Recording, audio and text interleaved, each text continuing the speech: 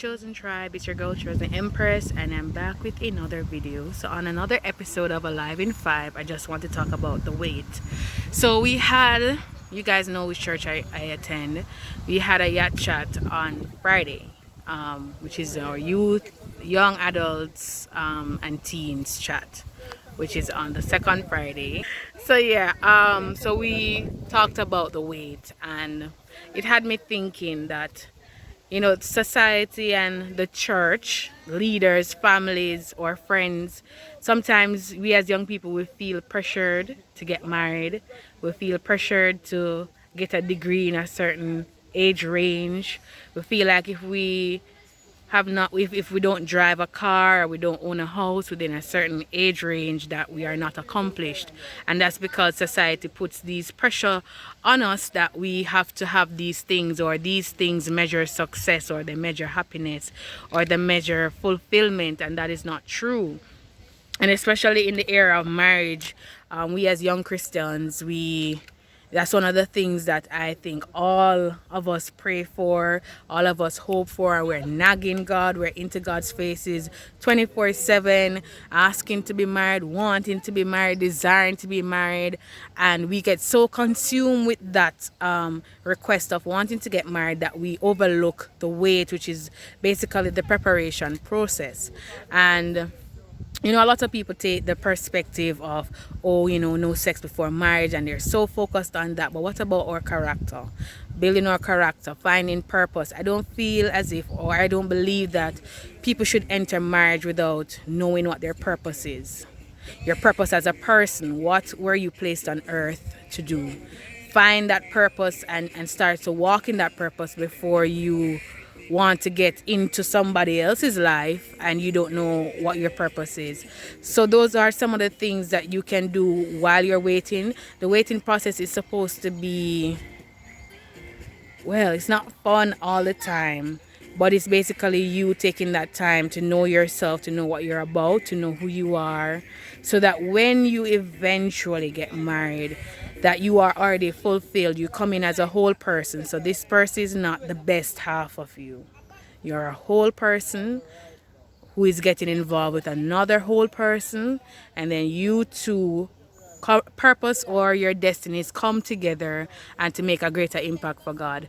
So I believe that the wait should be a process that is not rushed. Take your time. I mean, for some people, yeah, they just meet someone and they get married. For other persons, it's not going to be like that, and it's fine. And sometimes you may find someone, but the process of just ensuring that you both are at a level that you are both ready, that might take a year or 2, 3, 4. There's no time limit. Well, obviously you would have to know the difference between being patient and wasting your time, but apart from that, there's no rush to marriage. There's no rush to having kids. There's no rush for anything. You do things based on the timing that is best for you.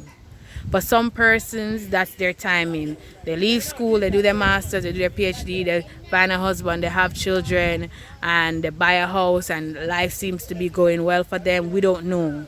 That's what we see, or that's what they want us to see.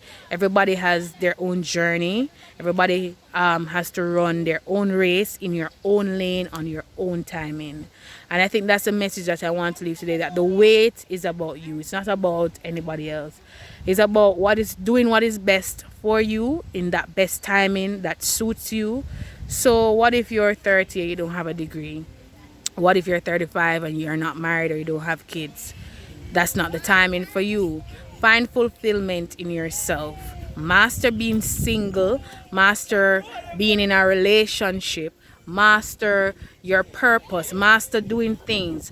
Take that time to advance your career, to advance your personality, because some of us have some ways that really need to change. And for me, I think in this season, I realize that I'm not as perfect or as put together that I would want to.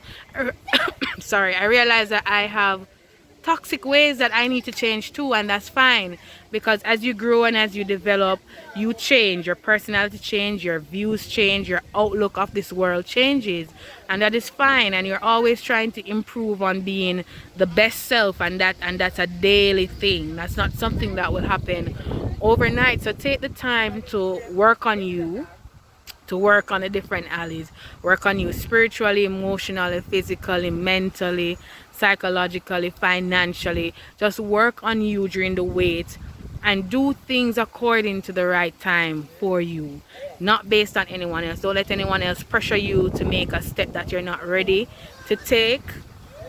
Don't let anyone judge you based on the decisions that you make that are best for you, because at the end of the day, we all have to give an account to God for ourselves.